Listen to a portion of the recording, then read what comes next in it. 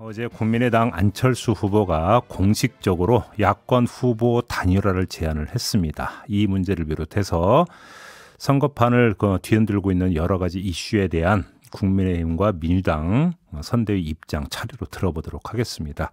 먼저 국민의힘 선대본부 김병민 대변인 전화로 연결하겠습니다. 나와 계시죠? 예, 안녕하세요. 네. 반갑습니다. 어제 안철수 후보의 단일화 제안 이후에 혹시 선대본 차원에서 좀 논의 검토가 있었습니까? 안철수 후보의 그 유튜브를 통한 단일화 제안들은 모두가 다 같이 시청을 또 했던 상황이기 때문에 예. 여기에 대해서 내용들을 같이 충분히 인지를 하고 있었고요. 안철수 후보가 그동안 단일화는 없다.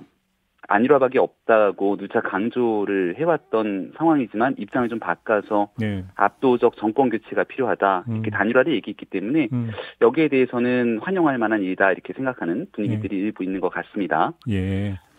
하지만 그동안 윤석열 후보가 후보 간 만남을 통해서 결단할 수 있다 이렇게 얘기를 수차례 한 바가 있었는데요. 네.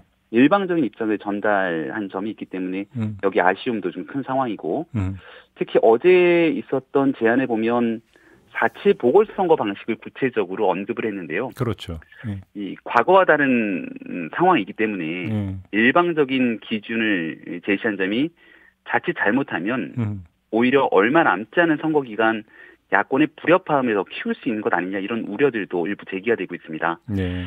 예, 그래서 여러 가지 어제 나왔던 얘기들을 복합적으로 쭉 살펴보고 있는 상황 정도로 보면 될 것 그러면 같습니다. 대변인 정리 좀 할게요. 그러니까 단일화라고 하는 총론에는 당연히 환영이지만 예. 단일화를 실현하기 위한 방법에 대해서는 이견이 크다. 일단 이렇게 정리하면 되는 거겠죠. 첫째. 국민의당의 입장과 이견이 있다라는 그렇죠. 말씀이신 거죠. 예. 그렇습니다. 그러면 그 이견을 조정하기 위한 협상 창구가 필요하다고 혹시 선대본에서 논의한 바가 있습니까, 어제? 글쎄요, 선대본에서 정확하게 어제 최종적인 결론을 내리거나 이런 얘기들까지는 제가 통보받지 못했습니다만은 예. 어제 이 내용이 나오고 난 다음 이양수 수석 대변인을 통해서 정확한 입장문을 밝힌 바가 있었죠. 예. 이 내용의 핵심적인 취지는 지금 현재 정치 스케줄상 후보 등록을 했고 선거일이 한 20여일이 조금 더 남았거든요. 근데 이게 우리가 사전투표까지 고려하게 되면 정말 얼마 남지 않는 시간입니다. 그래서 이 여당 후보 그리고 야당 후보 간 정권 연장이냐 정권 교체냐를 두고 대회전이 펼쳐지고 있는 상황인데요. 예. 여기에 이 야당 후보 단일화를 위해서 말씀하셨던 내용은 사실상 이벤트의 장을 연다는 뭔가 새로운 의미를 갖고 있는데 이게 상당히 현실적으로 어려운 것 아니냐 이런 인식들이 있고요. 또 어제 안철수 후보께서 제시한 내용을 보면 바로 단일화 여론조사를 하자고 얘기한 것도 아닙니다. 우리 후보나 우리 당을 이제 여당 후보와 마찬가지로 규정하면서 양비론적 입장을 취하기도 했는데요. 예. 그리고 이제 공동 비전을 먼저 내놓고 그 다음에 단일화 여론조사를 하자고 얘기를 합니다. 그러니까 이런 내용들을 쭉 살펴보면 현실 가능성 부분에서 여러 염려가 될 수밖에 없다 이런 생각들이 들고요. 대변인이 그러면 혹시 이제 그러니까 이해하는 과정에서 오류를 줄이기 위해서 그러니까 확인 질문 하나만 이렇게 단답형으로 대답해 주시면 더 좋을 것 같은데 그러면 선대본의 입장은 여론조사 방식 자체에 대해서는 부정적인 겁니까? 아니면 여론조사의 방식에 대해서 부정적인 겁니까? 지금 현재 안철수 후보가 어제 제안하고 있는 4.7 보궐선거를 준용하는 방식이라고 표현하는 게 더 맞을 것 같은데요. 예, 그 방식에 대해서 상당히 우려가 될 수 있는 상황들이 많다라는 얘기를 어제 이양수 수석 대변인 명의를 통해서 입장문을 분명히 밝힌 바가 있습니다. 그러면 4.7 보궐선거 때 여론조사 방식이 아닌 다른 여론조사 방식은 강구할 수 있다는 뜻으로 해석을 해도 되는 겁니까? 글쎄요. 이 여론조사 방식에 대해서 어저께 얘기가 나오고 난 다음에 이제 역선택에 대한 논란들이 꽤 커지지 않았습니까? 네, 어제 같은 경우에도 민주당의 핵심 인사인 이 낙곰수 멤버 한 분께서 단일화 여론조사가 시작되면 안 후보를 밀어야 된다 이렇게 선동을 하고 나섰던 모습들을 아마 어제 많이 회자가 됐던 것 같습니다. 그러니까 이런 방식으로 전체적인 야권 단일화라고 하는 일에 대해서 선동이라든지 또 갈등 조장 행위가 벌어질 수 있는 여지들이 상당하기 때문에 지금 현재로서는 어제 나왔던 내용들로 단일화에 대한 국면들을 끌고 가는 게 현실적인 어려움이 있는 것 아니냐라고 좀 말씀을 드릴 수가 있을 것 같습니다. 아, 그래요? 근데 잠깐만, 그 낙권수 멤버 중에 지금 민주당 들어간 사람이 있습니까? 혹시 정봉주 전 의원 말씀하시는 건 아니고 혹시 김용민 씨 말씀하시는 겁니까? 예, 제가 민주당이라고 얘기를 했나요? 예, 그래서 혹시 확인 찾으면 좀. 예, 과거 한번 이제 출마한 적이 있었죠. 예, 그것 때문에 정정하겠습니다. 네, 그것 때문에 말씀을 하신 거고. 하나만 더 여쭤볼게요. 어제 안철수 후보가 러닝메이트도 언급을 했잖아요. 이 러닝메이트라고는 5글자 단어를 어떻게 받아들이세요? 요 내용도 결국 그 해석의 여지들이 달려 있습니다만 안철수 후보가 여론조사 단일화를 통해서 후보 한 명을 규정하는 것으로 정리하는 것들을 넘어선 다른 내용들까지도 많은 포괄적인 상황을 담보하고 있는 것이 아닌가 싶습니다. 근데 그 내용을 구체적으로 저희가 안철수 대표의 발언을 가지고 해석하기에는 좀 어려움이 있고 이런 여러 가지 내용들을 일방적으로 공개하기보다는 사실 후보 간 만남을 통해서 충분하게 만약에 정권 교체를 위한 의지가 있다면 이야기할 수 있는 여지들이 있을 텐데 이렇게 언론을 통해서 일방적인 통보 공개가 되고 나니까 오히려 여기에 대한 해석의 여지라든지 다른 갈등의 요소들이 비춰지는 것은 아닌지 알겠습니다. 우려가 일부 되고 있습니다. 단일화 문제는 좀 그 정도로 가름하도록 하고요. 예. 지금 신천지 과천본부 간부가 한 언론과 이제 익명 인터뷰를 하면서 당원 가입을 이 신천지 교회 쪽에서 이제 그 주문한 적이 있다는 취지의 주장을 하지 않았습니까? 이걸 갖고 이제 민주당에서는 이제 공세를 펴던데 어떤 입장이신 건가요? 경선에서의 이 개인 문제를 말씀하시는 거죠? 네네.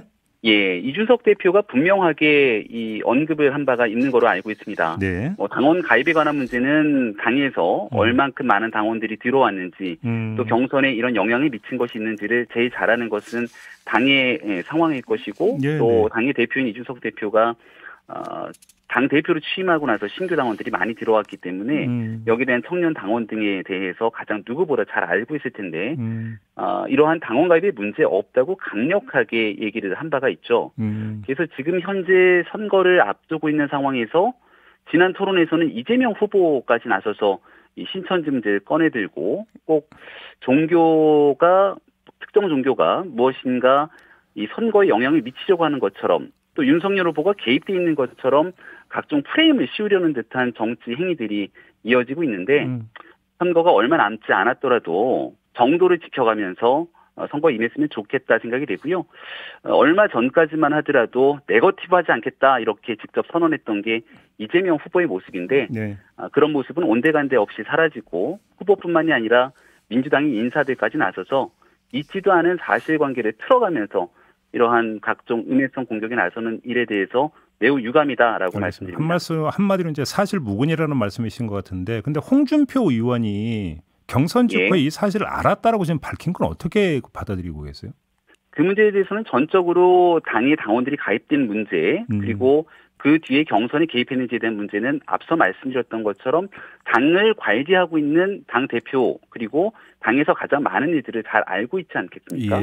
여기서 그런 사실이 없다고 분명하게 언급을 하고 있는 상황이기 때문에 그 정도 내용으로 확인하면 좋을 것 같습니다. 지금 그 윤석열 후보의 적폐 수사 발언과 관련해서 청와대에서는 윤석열 후보의 그 사과를 요구를 하지 않았습니까?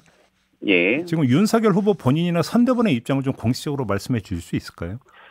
청와대에서 너무 과도한 반응들이 있었던 게 아닌가 싶고요. 그 이후로 윤석열 후보가 기자들과의 질의응답 과정을 통해서 분명하게 얘기한 바가 있죠. 문재인 대통령의 입장에 대해서 다르지 않고 과거에도 성역 없는 수사를 늘 얘기하고 강조해왔기 때문에 그런 측면을 언급한 것이고 내 사전에 정치 보복은 없다 이렇게 얘기를 한 바가 분명히 있습니다. 윤석열 후보가 대통령이 되면 가장 먼저 청와대에 있는 민정수석실을 폐지하겠다고 아주 오래전부터 공약한 바가 있는데요. 있는 죄를 덮어서도 권력의 힘으로 덮어서도 안 될 일이고 누군가를 표적하듯이 찍어서 수사하도록 지시해서도 안 되는 일 아니겠습니까? 그 정부가 갖고 있는 강력한 사정 권력들을 활용하는 일이 절대 있어서는 안 된다라고 하는 원론적인 입장을 피력한 내용인데 여기에 민주당과 또 청와대까지 나서서 선거에 과도하게 개입하려는 것 아닌가라고 하는 아쉬움도 있습니다. 하나 더 여쭤볼게요. 지금 이제 사진 한 장이 논란이 되고 있는 거 알고 계시죠, 대변인님? 예, 그러니까 잘 알고 있습니다. 윤석열 후보가 열장 열차에서 이제 구둣발을 이제 좌석에 올려놓은 사진이 논란이 됐고, 근데 사진문과 옆자리에 앉아 계신 분이 대변인님 맞으시죠? 예, 맞습니다. 이때 상황이 어떻게 됐던 겁니까? 열정 열차는 각 지역을 하차하면서 그 지역에 있는 주민분들도 만나고 또 열차에 탑승해서 자리에 앉아 있거나 혹은 옆에 있는 생방송 중계칸에 이동해서 방송을 하는 등 각종 이벤트들이 펼쳐지고 있는 곳이었습니다. 예. 그래서 이 자리 객석에 앉아 있는 시간은 많지가 않았고요. 이준석 대표가 설명하고 있는 것처럼 이준석 대표와 함께 마주하고 있다가 이준석 대표가 방송을 통해서 옆에 있는 방송칸으로 이동하고 있었고 제가 옆에서 관련된 내용들을 가지고 보고하고 있었던 상황이었는데 자리에 잠시 불편함, 일부의 다소 경미한 경련 등의 불편함이 있어서 잠깐 주변에 있는 제게 양해를 구하고 다리를 잠깐 올렸다가 내렸던 상황이었고요. 예. 그 사이에 옆에 있었던 이상일 특보, 이상일 보좌 역이 잠시 앉았을 때 사진을 찍혔던 내용인데요. 이런 여러 가지 일들에도 불구하고 조금 더 세심하게 관련된 내용을 챙기지 못해서 유감이고 앞으로 이런 부분들까지 더 꼼꼼하게 챙기도록 하겠습니다. 아무튼 이준석 대표의 입장, SNS 올린 입장을 봤는데 윤석열 후보 본인이 이거에 대해서 언급을 하시거나 입장을 밝힌 게 있나요, 혹시? 어제 선대본부 차원에서 윤석열 후보의 입장들을 분명히 얘기했고요. 장시간 이동으로 인한 다려운 다리 경련으로 참모들에게 양해를 구하고 다리를 올렸지만 세심하지 못했던 부분 유감으로 생각한다는 입장을 올린 바가 있습니다. 알겠습니다. 자, 말씀 여기까지 들을게요. 고맙습니다. 예, 고맙습니다. 네, 지금까지 국민의힘 선대본부의 김병민 대변인과 함께했습니다.